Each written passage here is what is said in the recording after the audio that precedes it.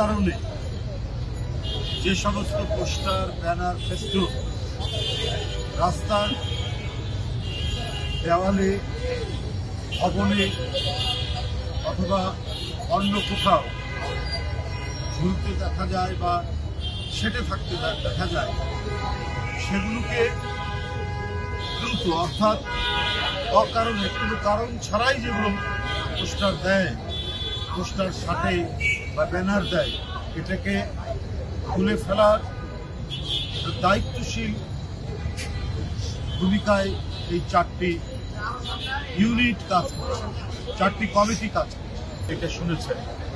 এবং উনি উনার জন্মদিন এবার পালন করতে দেন এবং সেটিকে অত্যন্ত দৃঢ় পদক্ষেপে উনি নির্দেশ দিতে বলেছেন এবং নির্দেশ দিয়েছেন কেউ কোনো কেক কাটা, কোনো ফুলের আয়োজন করা করতে পারে। এবং আমরা সারা দেশে অত্যন্ত এই শক্ত ইনস্ট্রাকশনটা পাঠিয়েছে, অনেক উপরে উঠেছে। দেশনায়ক তারেক রহমান দেশকে নিয়ে কি ভাবে সেটা বেশি কথা না বলে ওই 2টি সিদ্ধান্তের মধ্যে দিয়ে তার মনের প্রকাশটা গোটা জাতি জানতে পেরেছে। যে ব্যক্তি নিজের নামের আগে বিশেষণ দিতে চান না, সেই ব্যক্তিটাই হচ্ছে অত্যন্ত জনমুখী, গণমুখী একজন নেতা। ইতিহাস তার মূল্যায়ন করবে, তার কীর্তি যেটা তিনি লিখে যাবেন, ইতিহাস মূল্যায়ন। এই বোধ, এই ভাবনা থেকেই তিনি এটা নিয়েছেন। ঠিক তেমনি ভাবে আজকে দেখুন ডানে বামে এই যে বিল্ডিং, আমি এই বিল্ডিং এ দেখেছি, দেখেন এটা একটা প্রাইভেট বিল্ডিং, তার অধিকার হচ্ছে তার বিল্ডিংটা পরিষ্কার থাকবে।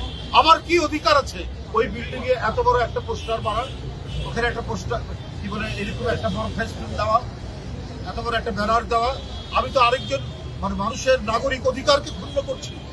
আজকে 17 বছরের যে সংগ্রাম, সে সংগ্রাম তো হচ্ছে নাগরিক স্বাধীনতার জন্য, নাগরিক অধিকারের জন্য।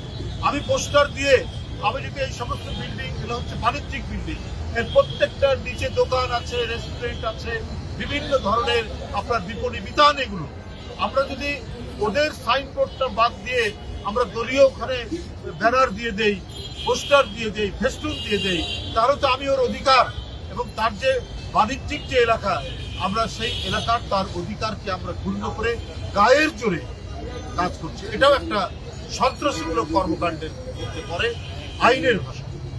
বাসের ভিক্টোরিয়া হোটেল বহুদিন আমাদেরকে অনুরোধ করেছে যে তার যে একটা হোটেল, এই হোটেলের সাইনবোর্ডটা দেখা যাচ্ছে, এই হোটেলটা ঢেকে যায়, এখানে আশেপাশের অনেক দেশ থেকে বিদেশিরাও এই হোটেলে আসে। তো আমরা যদি, আমি যারা এই কাজটা করেছেন তাদেরকে ডেকেও বলেছি, ধমক দিয়েছি, কিন্তু তারা প্রকারান্তরে আবারও গিয়ে সেখানে সেই কাজটা করেছে এবং হুমকি দিয়েছেন হোটেলে। আমাদের ফার্স্ট হচ্ছে অনুরোধ করেছে আমাদের এই 4টি কমিটি যারা নেতৃবৃন্দ আছে তারা করবেন, আর যদি তারা না শোনে, তাদের যাদের পোস্টার ব্যানার দেখা যাবে নির্দিষ্ট সময়ের পর, তাদের বিরুদ্ধে দল ফাইন করবে এবং এই কমিটি তারা প্রয়োজনীয় থানায় মামলা করবে।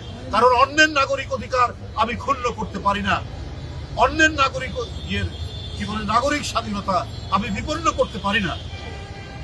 এই জন্য আমি সবাইকে অনুরোধ করছি, এখানে যারা কমিটির বাইরে নন, কেউ ব্যক্তিগত পোস্টার আপনারা লাগাবেন না, কোনো প্রয়োজন নেই ব্যক্তিগত। যদি জাতীয় দিবসগুলো ব্যাপার থাকে, সেইটা ওই জাতীয় দিবসের দিন আপনারা, এর বাইরে এটা করতে যাবেন না।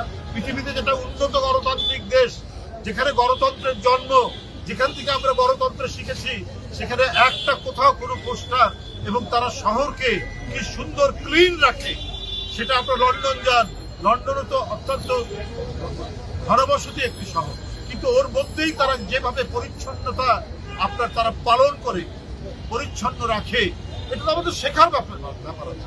আমরা তো অনেকেই লন্ডনে যাই, নিউ ইয়র্কে যাই, প্যারিসে যাই, পাশে সিঙ্গাপুরে যাই, কি সুন্দরভাবে, সেখানেও তো ডেমোক্রেসি আছে, সেখানে তো এত পোস্টার, এত ব্যানার, অমুককে অমুক পদে দেওয়ার জন্য অমুক ভাইয়ের পক্ষ থেকে আপনাকে অভিনন্দন, দেশনেত্রী বেগম খালেদা জিয়া বা তারেক রহমান সাহেবকে আমরা ধন্যবাদ জানাচ্ছি।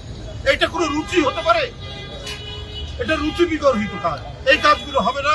এই 4টি কমিটি অত্যন্ত দৃঢ়ভাবে এইটা দেখবে এবং যারা কথা শুনবে না তাদের বিরুদ্ধে ফাইন হবে, মামলা হবে এবং তারা নিজেরাই নির্দিষ্ট সময়ের বাইরে যদি তাদের ব্যানার ঝুলে সে ব্যানার খুলে ফেলা হবে এবং তাদের বিরুদ্ধে সাংগঠনিক ব্যবস্থা এবং আইনি ব্যবস্থা নেওয়া হবে।